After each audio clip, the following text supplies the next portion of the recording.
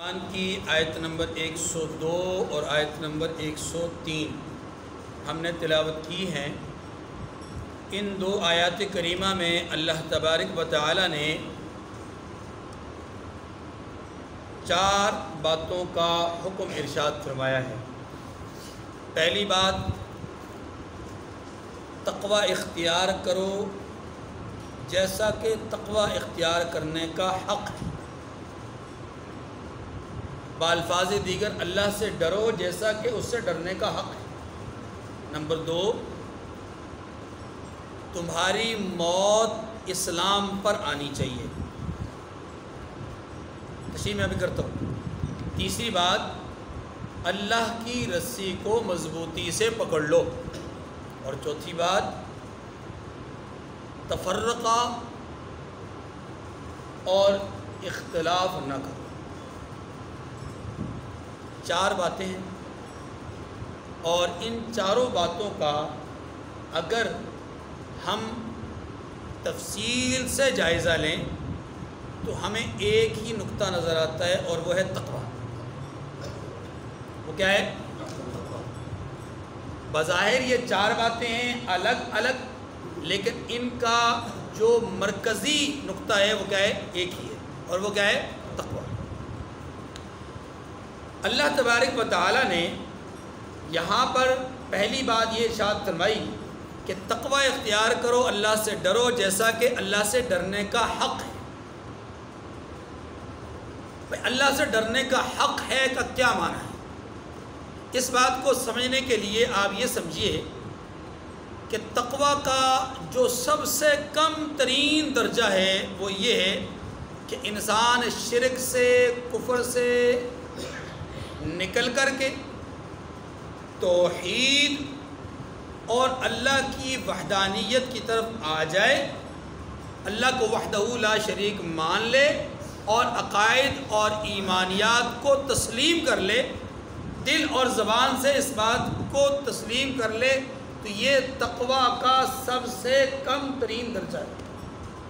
یعنی آپ یوں کہہ لیجئے کہ انسان کفر سے نکل کر کے اسلام میں آ جائے، جو تقوی کا سب سے کم تر درجہ ہے، اس لیے کہ اس سے کم درجہ کوئی نہیں۔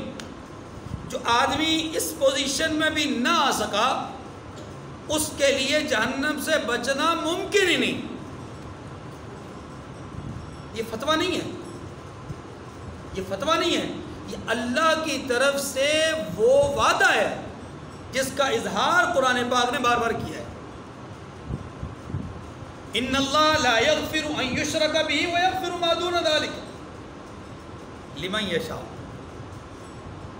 شرک کو معاف نہیں کریں گے، شرک کے سوا گناہ کو معاف کر سکتے ہیں، اور سب کے لیے نہیں، جس کے لیے چاہیں گے معاف کر دیں، وہ الگ ایک بات ہے، لیکن شرک کو معاف نہیں کریں گے۔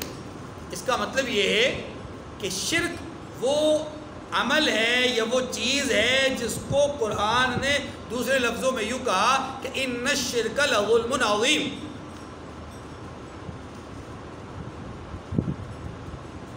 اور کفر بھی تو ایک شرک ہے۔ جب اللہ کی ذات کا انکار کر دیا جائے، اس کا مطلب یہ ہے کہ اللہ کے سوا کسی اور کو پوجنے کا ذہن بنا لیا، خواہ وہ اپنا من ہو، خواہ وہ بت ہو، خواہ وہ درخت ہو، خواہ وہ سورج ہو، چاند ہو، ستارے ہو، کوئی بھی۔ خیر، تو پہلی بات یہ ہے کہ تقوی کا سب سے کم تر درجہ یہ ہے کہ انسان کفر کی دلدل سے نکل کر اسلام میں آ جائے۔ لنخرج العباد من عبادت العباد الى عبادت رب العباد۔ انسان انسانوں کی بندگی سے نکل جائے، انسان مخلوق کی بندگی سے نکل جائے، اور مخلوق کے بنانے والے کی بندگی میں آ جائے، یہ تقوی کا کم تر درجہ ہے۔ اور تقوی کا اعلیٰ ترین درجہ کیا ہے؟ تقوی کا اعلیٰ ترین درجہ یہ ہے کہ اس خالق اور مالک کے احکامات کو بجا لائے، اور اس کی طرف سے ممنوع چیزوں سے اجتناب کر لے،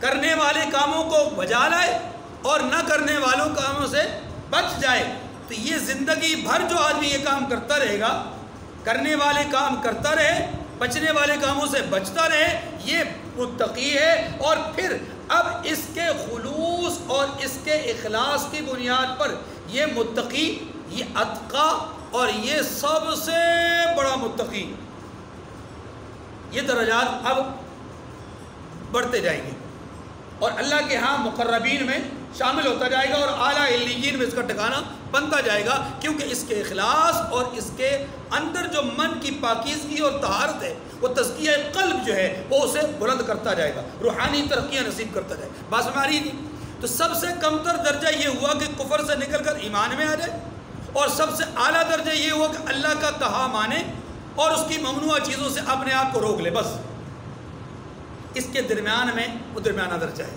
تو کبھی خدا نخواستہ نافرمانی بھی ہو جائے، اطاعت گزار بھی ہو، نافرمانی بھی کہیں نہ کہیں کر لے، پھر توبہ بھی کر لے، استغفار بھی کر لے، پھر کہیں کوئی غلطی کر جائے، یعنی یہ ملا جلا اس کا رجحان اور معاملات ہو، جی تو یہ درمیانے درجے کے لوگ ہیں، یہ درمیانے درجے کے۔ اب قرآن کیا کہتا ہے؟ اب یہ 3 درجات آپ کو سمجھ آ گئے نا؟ قرآن کیا کہتا ہے؟ قرآن کہتا ہے کہ اے ایمان والو، اللہ سے ڈرو جیسا کہ ڈرنے کا حق ہے، یعنی کہ تقوی اختیار کرو جیسا کہ تقوی اختیار کرنے کا حق ہے۔ اب اس تقوی اختیار کرنے کے حق کو سمجھیں، وہ کیا ہے؟ ایک آدمی اپنے وقت کے حاکم، حکمران، عہدیدار اور صاحب منصب سے ڈرتا ہے۔ ہر آدمی ڈرتا ہے۔ پولیس سے کون نہیں ڈرتا؟ ڈرتے ہیں۔ سیکورٹی اداروں سے کون نہیں ڈرتا؟ ڈرتے ہیں۔ اپنے علاقے کے ذمہ دار چودھری وڈیرے سے کون نہیں ڈرتا؟ سارے ڈرتے ہیں۔ وہی اس کا شر بھی ہوتا ہے، بعض اوقات اس کی گرفت بھی ہوتی ہے، اور پھر حکمران وقت ہو تو اس سے ہر کوئی ڈرتا ہے کہ نہیں؟ لیکن یہاں ڈر میں تھوڑا سا معاملہ ایسا ہے کہ کہیں ڈر ہے کہیں ڈر نہیں۔ مثال کے طور پر جلوت میں ڈر ہے تو خلوت میں نہیں ہے کہ نہیں؟ فرق، جلوت میں ڈر ہے تو خلوت میں نہیں، کینٹ میں ڈر ہے لیکن شہابپورہ روڈ میں نہیں سمجھ میں بات۔ پر کینٹ میں ہیلمٹ پہنے گا، ہر صورت میں پہنے گا، لیکن شہابپورہ پہ پرواہ نہیں ہے۔ جلوت اور خلوت آ گئی نا، یعنی جہاں پر حکومت کی رٹ موجود ہے وہاں پر ڈر ہے، جہاں پر رٹ موجود نہیں وہاں ڈر نہیں۔ اچھا اسی کو آپ دوسرے لفظوں میں لے لیجئے، عوام کے سامنے ڈر ہے اور بند کمرے میں ڈر نہیں ہے کہ نہیں؟ اپنی جہاں پر سلطنت ہے، اپنا گھر، اپنا دفتر، اپنا معاملہ، وہاں ڈر نہیں، جہاں پر دوسرے کی سلطنت ہے وہاں پر ڈر ہے۔ تو گویا جلوت اور خلوت میں ڈر اور خوف کا فرق ہے۔ بھائی تقویٰ کا معنی ڈر ہے نا جی، تو یہ ڈر اور خوف میں فرق ہے کہ نہیں؟ لیکن اللہ کا خوف اور اللہ کا جو ڈر اور اللہ کا جو تقویٰ ہے وہ کیا ہے؟ وہ اس کے برعکس ہے، وہ ایسا نہیں ہے۔ یہی بات یہاں سمجھائی گئی ہے کہ تم اللہ کو عام حکمران کی طرح حکمران مت سمجھنا کہ جلوت میں تو ڈرو اور خلوت میں نہ ڈرو۔ عام حکمران کی گرفت کمزور ہے لیکن آپ کے رب کی گرفت کمزور نہیں، وہ تو ان ربک لبالمرصاد، تیرا رب تو گھات لگا کے بیٹھا ہے۔ ان بطش ربک لشدید، تیرے رب کی پکڑ تو بڑی سخت ہے۔ عزیز ذو انتقام، وہ غالب بھی ہے اور زبردست انتقام لینے والا ہے۔ فمہل الکافرین امہلہم رویدا، چھوڑ دیجئے کافروں کو، مہلت دیجئے، میں بھی مہلت دے رہا ہوں۔ وانتظر انا منتظرون، آپ بھی انتظار کیجئے، ہم بھی انتظار کرتے ہیں ایک وقت مقرر کا جو ہم نے مقرر کر رکھا ہے۔ بات ہماری اب عام حکمران کی طرف سے جو ڈر اور خوف ہے اس میں اور اللہ کی طرف سے ڈر اور خوف میں فرق ہونا چاہیے۔ عام حکمران کا ڈر اور خوف جلوت اور خلوت میں فرق ہوتا ہے، رب کے ڈر کا ایسا خوف، رب کے ڈر کا ایسا معاملہ نہیں ہونا چاہیے کہ وہاں جلوت اور خلوت میں فرق ہو۔ اگر جلوت اور خلوت میں فرق ہوگا تو پھر وہ تمہارے اعمال کو ایسے ایسے لکھے گا، ایسے ایسے لکھے گا کہ تم جب قیامت کے دن دیکھو گے تو پھر کہو گے ما لی ھذا الکتاب لا یغادر صغیرہ ولا کبیرہ۔ اس کتاب کو کیا ہوا؟ نہ اس نے کوئی چھوٹا گناہ چھوڑا، نہ اس نے کوئی بڑا گناہ چھوڑا، نہ اس نے تاریکی والا کوئی گناہ چھوڑا، نہ روشنی والا کوئی گناہ چھوڑا، نہ خلوت کا کوئی چھوڑا، نہ جلوت کا کوئی چھوڑا۔ بات سمجھ رہے؟ تو اس لیے اللہ کا معاملہ عام حکمران کے معاملے سے بالکل مختلف ہے۔ اس لیے فرمایا گیا کہ لوگوں اللہ سے ڈرو جیسا کہ ڈرنے کا حق ہے۔ حکمران سے بھی ڈرتے ہو لیکن نہیں، احکم الحاکمین سے ڈرنے کا معاملہ ہی کچھ اور ہے۔ اچھا، عام حکمران کی گرفت بھی ہوتی ہے لیکن اس کی گرفت کا پہلو کمزور ہوتا ہے، کسی کو پکڑ سکتا ہے کسی کو نہیں پکڑ سکتا۔ بھائی صاحب، کوئی تو گناہ کر کے وقت کا سربراہ بن جائے اور کوئی اسی گناہ میں مبتلا ہو تو اس کو جو ہے وہ پھانسی پہ چڑھا دیا جائے۔ عام دنیا میں تو یہ معاملہ ہے لیکن اس کے ہاں معاملہ یہ نہیں ہے۔ وما ظلمناہم ولکن کانوا انفسہم یظلمون۔ اس کا تو دعویٰ یہ ہے کہ ہم ظلم کرتے ہی نہیں، اس کا تو دعویٰ یہ ہے کہ ہم ظلم ان اللہ لا یظلم مثقال ذرہ، ذرے برابر کے ذرہ برابر بھی اللہ ظلم نہیں کرتے، ذرہ کے برابر بھی اللہ ظلم بلکہ اس کی عدل اور انصاف کی اگر پہلو پر جائیں تو وہ تو عدل و انصاف سے بھی اگلے درجے کا عمل کرتا ہے، اور وہ کیا ہے؟ اپنی رحیمیت اور کریمیت کا معاملہ کرتا ہے، اپنی غفوریت کا معاملہ کرتا ہے۔ اگر وہ عدل و انصاف کرنے پہ آ جائے تو تب بھی دنیا تھر تھر کانپنا شروع ہو جائے، پھر بڑے بڑے جبوں اور کبوں والے، دستاروں اور ناموں اور لقبوں والے، یعنی بڑے بڑے القابات والے، وہ بھی گرفت میں آ جائیں۔ اس لیے اس کا معاملہ ہی کچھ اور ہے۔ عام آدمی، عام حکمران، عام صاحب اقتدار، صاحب حیثیت آدمی، اس کی گرفت اور اللہ کی گرفت میں فرق ہے۔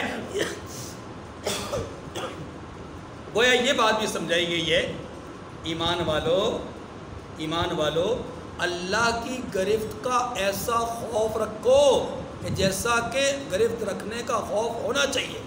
عام آدمی کے، عام حکمران کی طرح اس کی گرفت نہیں ہے کہ کسی کو پکڑ لیا کسی کو چھوڑ دیا، کسی پر نگاہ تھی کسی پر نگاہ نہیں تھی، کسی کو دیکھا کسی کو نہیں دیکھا، نہیں۔ اس کا معاملہ تو یہ ہے کہ لوگ تو اپنی انٹیلیجنس کے ذریعے سے، اپنی ایجنسیز کے ذریعے سے، اپنے ماتحت لوگوں کے ذریعے سے رپورٹنگ لیتے ہیں اور پھر اس پہ فیصلے کرتے ہیں۔ فیصلے کبھی غلط بھی ہو جاتے ہیں کبھی صحیح بھی ہو جاتے ہیں۔ اس کا معاملہ ہی برعکس ہے، اس کا معاملہ ہی برعکس ہے۔ کوئی فرشتہ اس کے لیے رپورٹ نہ لکھے، کوئی فرشتہ اس کے سامنے نامہ اعمال انسان کا درج کر کے نہ لے جائے، تب بھی علیم بذات الصدور، وہ تو دلوں کے بھید جانتا ہے، جو ہے نہیں، جو ہونے والا ہے اللہ اس کو بھی جانتا ہے۔ ان اللہ عنده علم الساعة وينزل الغیث ويعلم ما في الارحام وما تدری نفس ماذا تکسب۔ ہم نہیں جانتے کہ ہم نے کرنا کیا ہے کل، لیکن وہ جانتا ہے کہ تم کیا کرو گے۔ بات سمجھ رہے ہیں؟ تو ایک تو یہ ہے کہ اللہ تبارک و تعالیٰ کا جو ڈر اور خوف ہونا چاہیے وہ عام حکمران کی طرح نہیں ہونا چاہیے۔ یہ مفہوم اور مطلب یہاں پر ہمیں معلوم ہوتا ہے کہ اللہ سے ڈرو جیسا کہ ڈرنے کا حق ہے، یعنی اپنی جلوت میں، خلوت میں، ہر اعتبار سے اللہ کا خوف دل میں ہونا چاہیے۔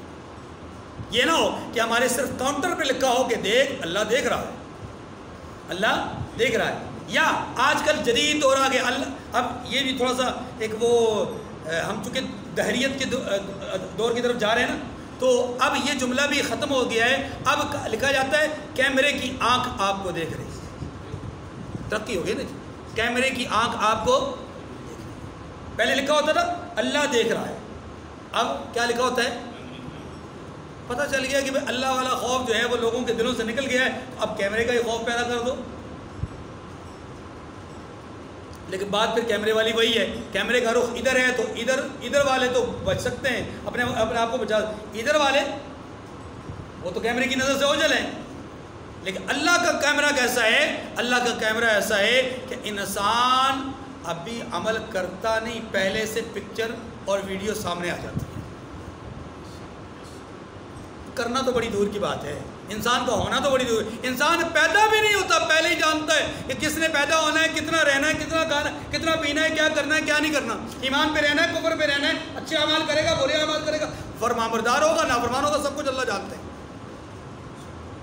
ٹھیک ہے جی، اللہ سے ڈریے جیسا کہ ڈرنے کا حق ہے، اور اللہ کی گرفت کا خوف اپنے دل میں رکھیے جیسا کہ گرفت میں پکڑے جانے کا خوف ہونا چاہیے، کہ ہر آن، ہر لحظہ، ہر گھڑی یہ خوف دامن گیر رہے کہ پکڑنے والی ذات صرف اللہ ہی کی ہے اور اس کی نگاہ میں بچ نہیں سکتے۔ پہلی بات ختم۔ دوسری بات فرمایا وَلَا تَمُوتُنَّ إِلَّا وَأَنْتُمْ مُسْلِمُونَ، تمہاری موت ایمان اور اسلام پہ آنی چاہیے۔ تمہاری موت کس پہ آنی چاہیے؟ ایمان اور اسلام پہ، یعنی تم مرو اس حال میں کہ تم مسلمان ہو۔ اب سوال پیدا ہوتا ہے کہ یہ تو انسان کے اختیار میں نہیں ہے، انسان کے اختیار میں نہیں ہے کہ انسان حالت ایمان میں ہی مرے۔ بھئی یہ انسان کے اختیار سے باہر ہے نا معاملہ۔ اس کا جواب یہ ہے کہ اس آیت کریمہ کا معنی سمجھنا چاہیے، اس جملے کا معنی سمجھ۔ جملے کا معنی کیا ہے؟ جملے کا ایک بہت سادہ سا معنی، بہت ساری تفاسیر ہیں اس جملے میں لکھی گئی ہیں، لیکن آپ کے سامنے ان تفاسیر کے ذکر کرنے کی ضرورت اس لیے نہیں ہے کہ یہاں پر ہم نے کوئی مطلب تفسیر قرآن کا کوئی وہ حلقہ تو نہیں لگایا ہوا کہ جس میں ہم طلباء کو پڑھا رہے ہوں۔ بس اتنی بات سمجھ لیجیے، عام سادہ سا مفہوم کہ وَلَا تَمُوتُنَّ إِلَّا وَأَنْتُمْ مُسْلِمُونَ کا مفہوم یہ ہے کہ اپنی زندگی میں عمل کے اندر تسلسل پیدا کرو۔ بہت سادہ سا لفظ ہے، اپنی زندگی میں عمل کے اندر کیا کرو؟ تسلسل پیدا کرو۔ اب اس بات کو تھوڑا سا اگر میں کھولوں تو یوں کہا جا سکتا ہے کہ ایسا نہ ہو کہ شب برات آئے سال بھر اللہ سے غافل رہو، شب برات آئے تو کہو کہ یہ ایک رات ہے نجات کی، تو رات کو مسجد میں گزار لوں، نجات مل جائے گی۔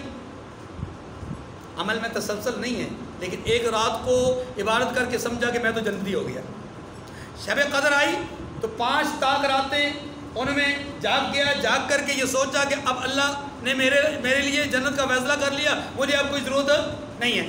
یا کسی خاص اور تقریب میں جیسے میلاد وغیرہ کے معاملات ہم کرتے ہیں، اور ان معاملات میں ہم خوب فراغ دلی کے ساتھ خرچ بھی کرتے ہیں اور یہ سمجھتے ہیں کہ بس یہ کر لیا اب ہماری نجات ہو گئی۔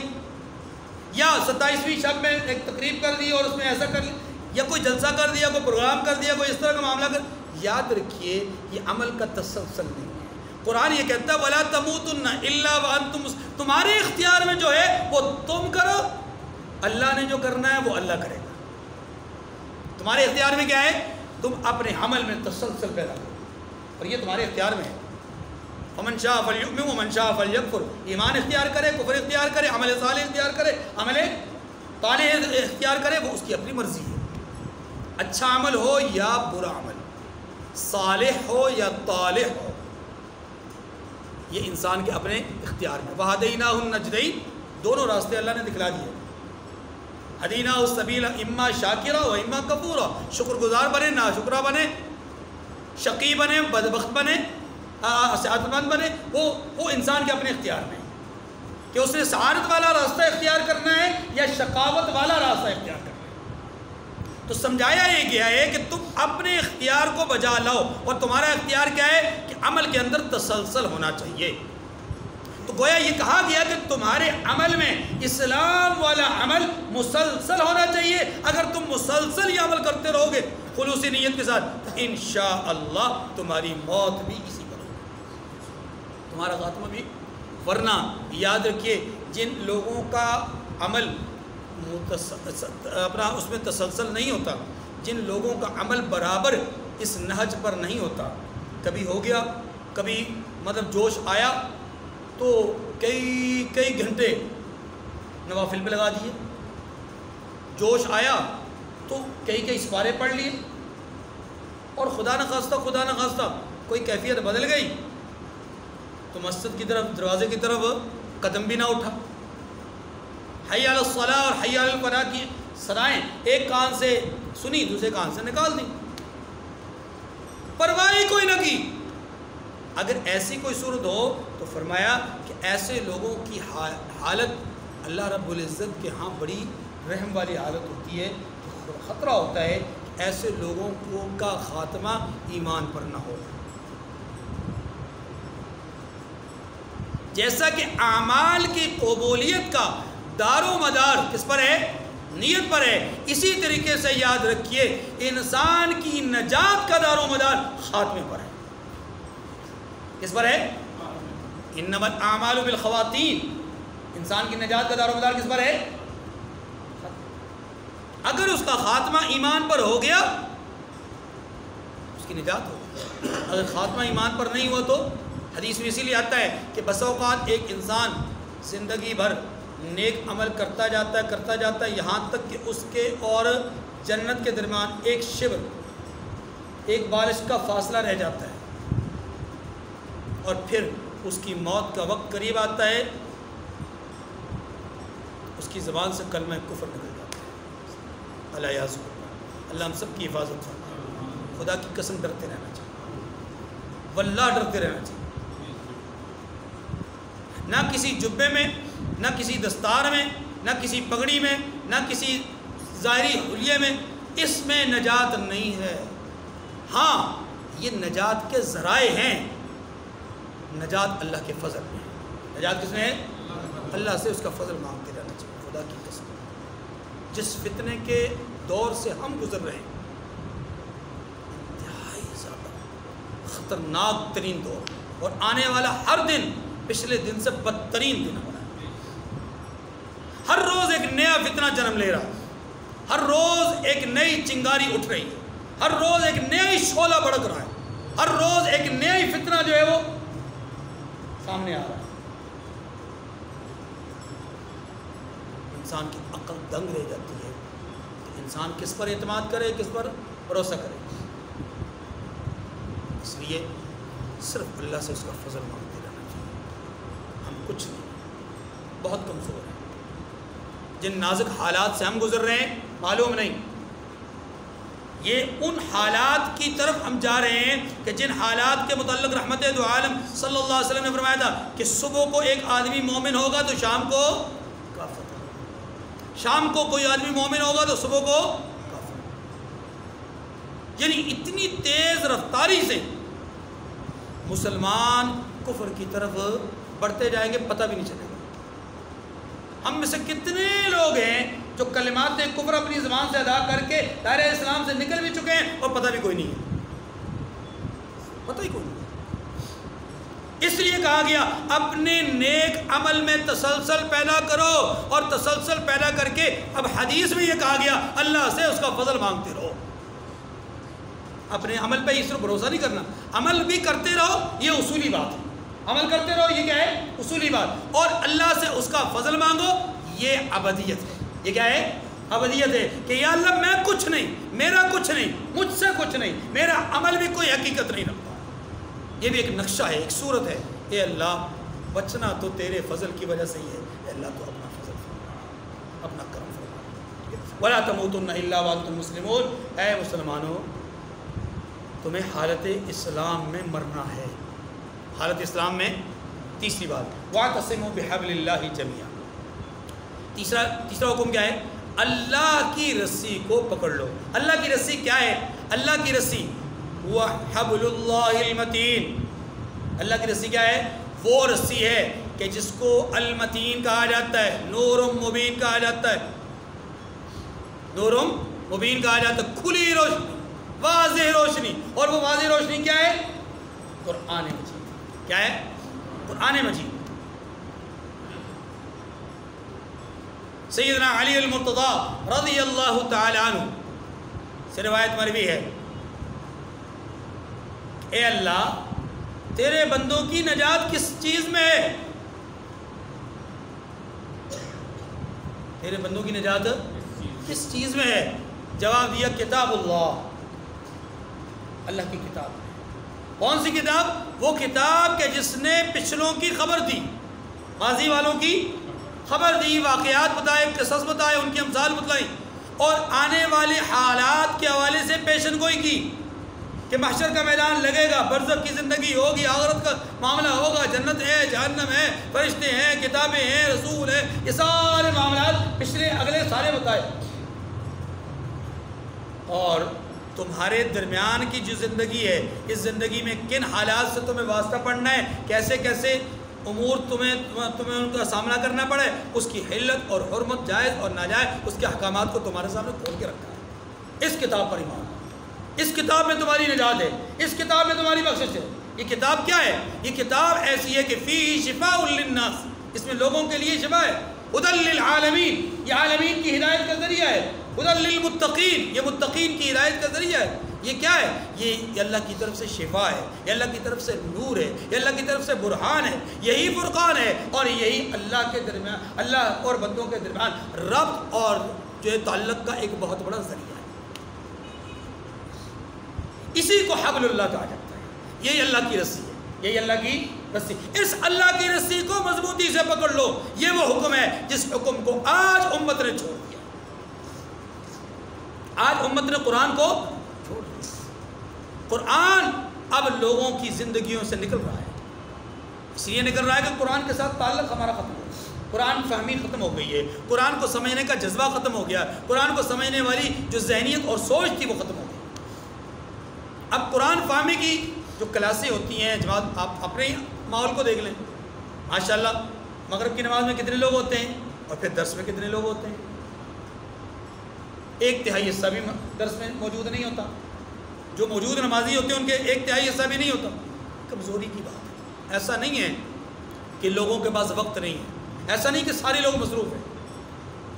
آپ یہ بھی جانتے ہیں کہ ایسے 20 لوگ مسجد میں آنے والے موجود ہیں جو ایک دفعہ بھی درس میں موجود نہیں ہوئے۔ کیا کبھی بھی ان کو موقع نہیں ملا؟ کبھی بھی ان کے پاس فرصت نہیں فرصت ہوتی ہے، صرف یہ کہ رجحان، ترجیحات نہیں ہے۔ اصل میں فرق مسئلہ کس کا ہے؟ ترجیحات کا ہے۔ اور جو موجود ہیں، جو روٹین میں بیٹھتے ہیں، ایسا نہیں ہے کہ یہ فارغ البال ہیں، ان کا کوئی کام کاج نہیں ہے، ان کے گھر میں کوئی پوچھنے والا نہیں ہے، کوئی ان کے ساتھ کھیلنے والا نہیں ہے، ان کے ساتھ بات چیت کرنے والا نہیں ہے، ہاں جی ہر طرف سے منہ موڑا ہوا ہے، تو اب یہ مسجد میں آ کر کے صرف درس سن رہے ہیں، ایسا نہیں۔ ان کی بھی مصروفیات ہیں، ان کی بھی معاملات ہیں، بات ہماری نہیں آتی۔ اللہ کی رسی کو مضبوطی سے تھامنا، یہ تیسرا حکم ہے، یعنی کتاب اللہ کو مضبوطی۔ اور رسول اللہ صلی اللہ علیہ وسلم نے فرمایا ترکت فیکم الامرین، 2 چیزیں تمہارے درمیان چھوڑ کے جا رہا ہوں، اگر ان 2 چیزوں کو تم نے مضبوطی سے تھامے رکھا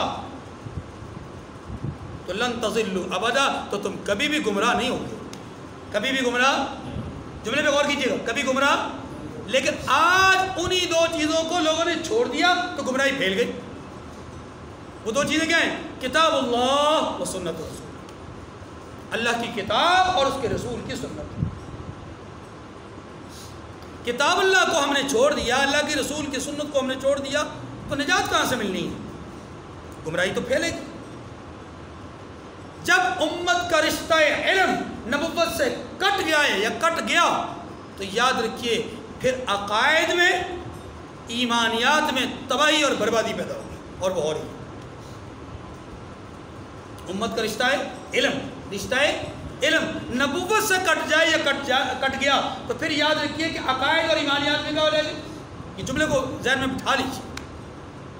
اور دوسرا جملہ یہ ہے کہ جب امت کا رشتہ عمل نبوت سے کٹ جائے، علم کا رشتہ کٹا تو ایمانیات سے گئے، عمل کا رشتہ کٹا تو عمل سے گئے،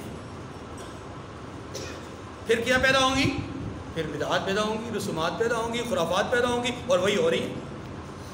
آج ہمارے اعمال میں رسومات موجود ہیں، بدعات موجود ہیں، فضولیات موجود ہیں، خرافات موجود ہیں، لیکن سنت موجود نہیں۔ آج کوئی سنت پر عمل کرتے ہوئے ہمیں نظر آتا ہے تو ہم کہتے ہیں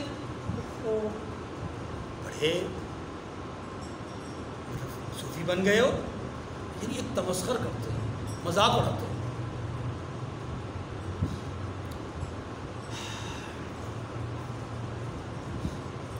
حالانکہ حضرت سیدنا ابو بکر صدیق رضی اللہ تعالیٰ عنہ نے کیا فرمایا تھا؟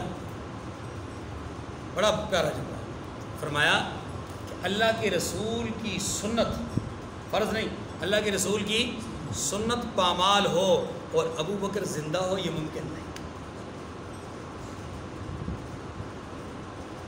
اور وہ جو صحابی رسول ہیں، دسترخوان سے لقمہ اٹھا کر جب کھا رہے تھے تو ساتھ والے نے ہلکا سا کونی مار کے کہا کہ حضرت یہ بادشاہ کا دربار ہے، یہاں لوگ برا سمجھتے ہیں۔ کیا جواب دیا؟ اترک سنت رسول اللہ صلی اللہ علیہ وسلم لہؤلاء الحمقاء، کیا میں ان بیوقوفوں کی وجہ سے اللہ کے رسول کی سنت کو چھوڑ دوں؟ اور آج ہم یہ کہتے ہیں کہ نہیں جی لوگوں کا لحاظ رکھنا چاہیے۔ تو تیسری بات یہ فرمائی گئی کہ اللہ کی رسی کو مضبوطی سے تھام لیں۔ چوتھی اور آخری بات فرمایا ولا تفرق، تفرقے نہ کرو۔ تفرقے کیا ہیں؟ توجہ، تفرقہ اور مسلک، ایک ہوتا ہے فرقہ اور ایک ہوتا ہے مسلک، دونوں میں فرق ہے، یہ بات ذہن میں رکھیے۔ مسلک یہ ہوتا ہے کہ قرآن اور حدیث کے کسی مفہوم کو سمجھنے کا اپنا اپنا ایک پیمانہ، اس میں افضلیت اور عدم افضلیت کی بنیاد پر اختلاف، یہ اختلاف ایک فریق کا الگ، دوسرے کا الگ، تیسرے کا الگ، یہ جو ایک یا دو یا تین فریق اب مختلف قسم کے معاملات میں الجھ گئے، ان معاملات میں الجھنے کی وجہ سے ان کے بیسک کانسیپٹس جو بنیادی اصولی باتیں ہیں وہ ساری کی ساری ایک، لیکن جزوی اور فروعی مسائل میں ان کا اختلاف ہو۔ ہاں اس میں کچھ شریر قسم کے لوگ ہر طبقے میں موجود ہوتے ہیں کہ جو اس اختلاف کو اتنی ہوا دیتے ہیں کہ کفر اور اسلام کی جنگ سمجھ لیتے ہیں، تو یہ تو ان کی خباثت اور ان کی رذالت اور ان کی کمزوری ہے یا ان کی بددیانتی ہے، ورنہ اصل میں سمجھیے کہ فروعی اختلاف، جزوی اختلاف روز اول سے چلے آ رہے ہیں، اور یہ کوئی غلط بات نہیں ہے، کوئی غلط بات نہیں ہے۔ جزوی اختلاف میں کوئی مسئلہ، اصول میں اختلاف نہیں ہونا چاہیے،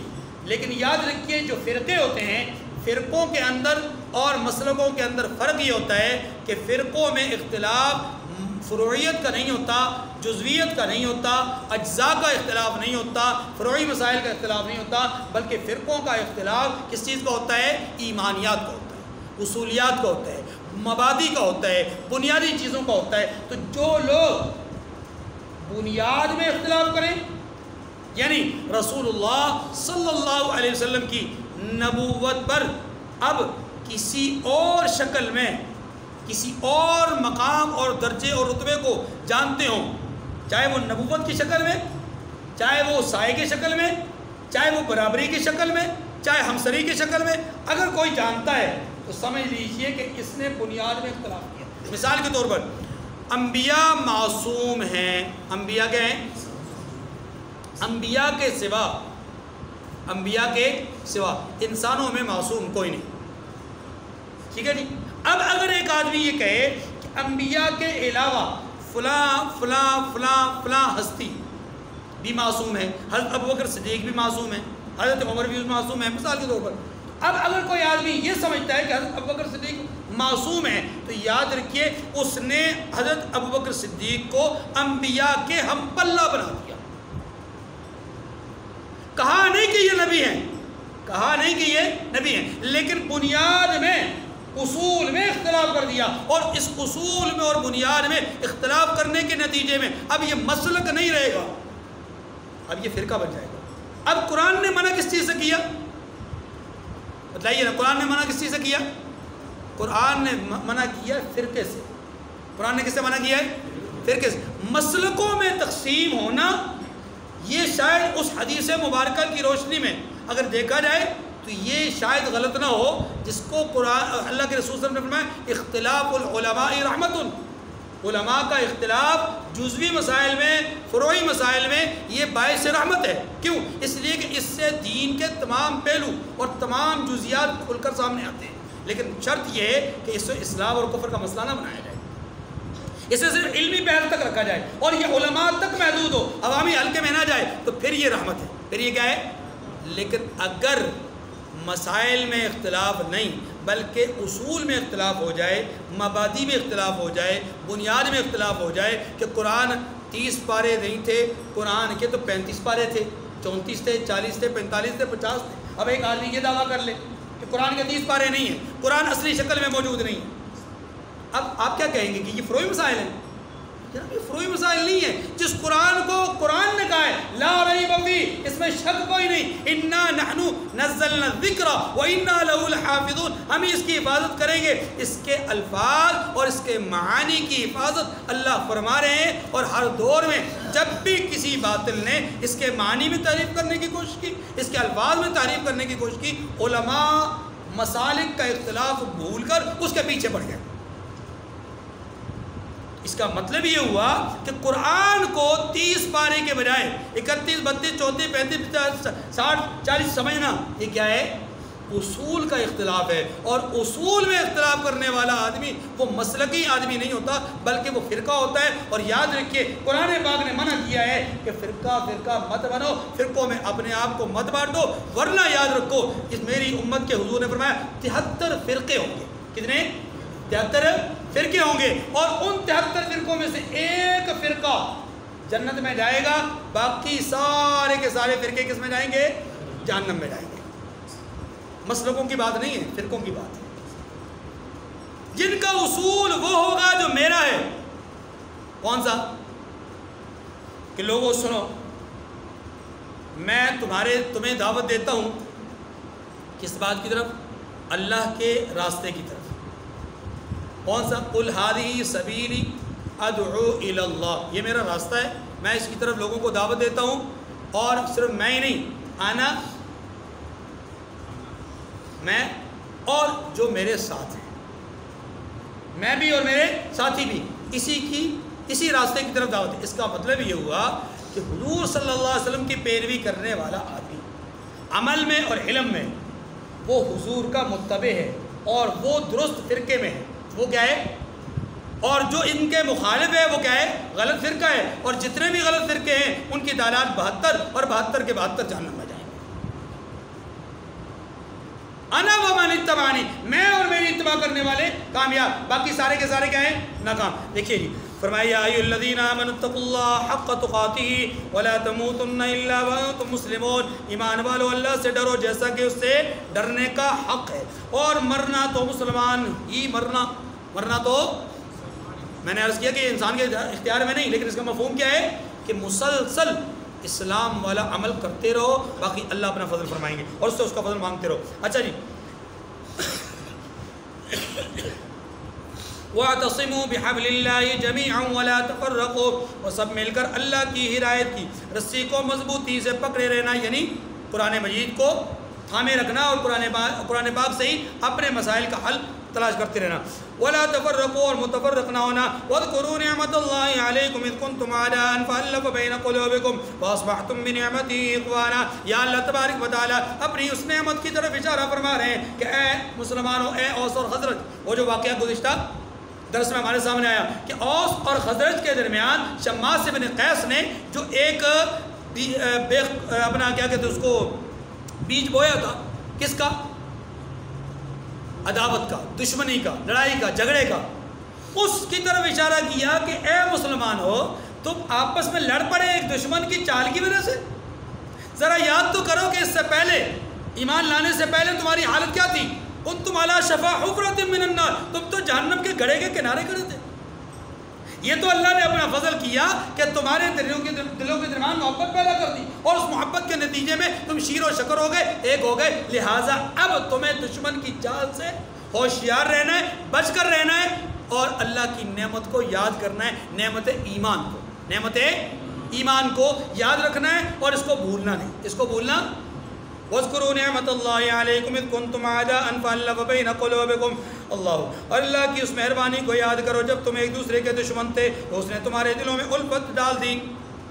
لو انفقت ما فی الارض جميعا ما الفت بین قلوبہم. اللہ اپنے حبیب سے فرماتے ہیں کہ اگر آپ زمین میں جتنا خزانہ ہے یہ سارا خزانہ بھی خرچ کر دیتے تو آپ لوگوں کے دلوں میں الفت اور پیار پیدا نہیں کر سکتے تھے. یہ اللہ نے اب پیدا کیا ہے, یہ اللہ نے پیدا کیا. گویا بتایا یہ گیا ہے کہ یہ دلوں کا نرم کرنا اللہ کے اختیار میں ہے.